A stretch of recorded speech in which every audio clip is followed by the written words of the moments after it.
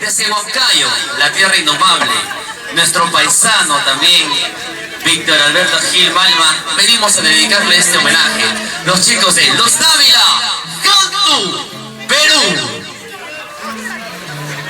Para todos ustedes. En tu cumpleaños, Gran Picacho, para ti. Hola, hola.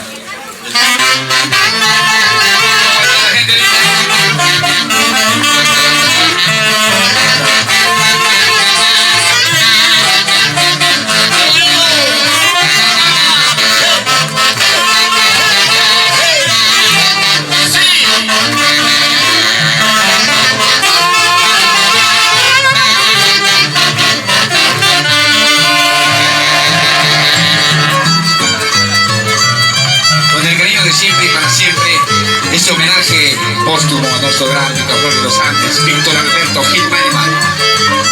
Tengo el orgullo de cantar con mis hijos este homenaje bonito para todos ellos. Siempre vivirás en nuestro corazón, picaflor. Tú fuiste grande y siempre serás.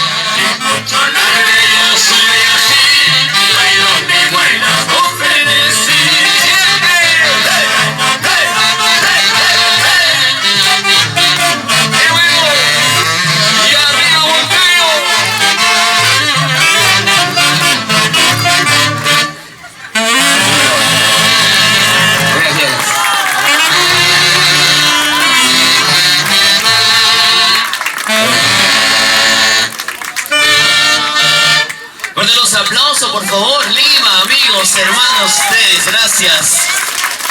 Y de seguro por ahí ya se han dado cuenta que hemos participado en una competencia a nivel televisiva, el cual era La Voz Perú, en su modalidad Generaciones.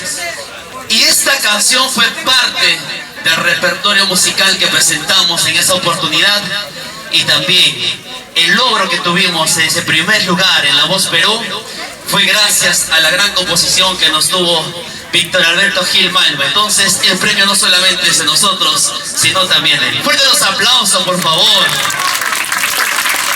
Pero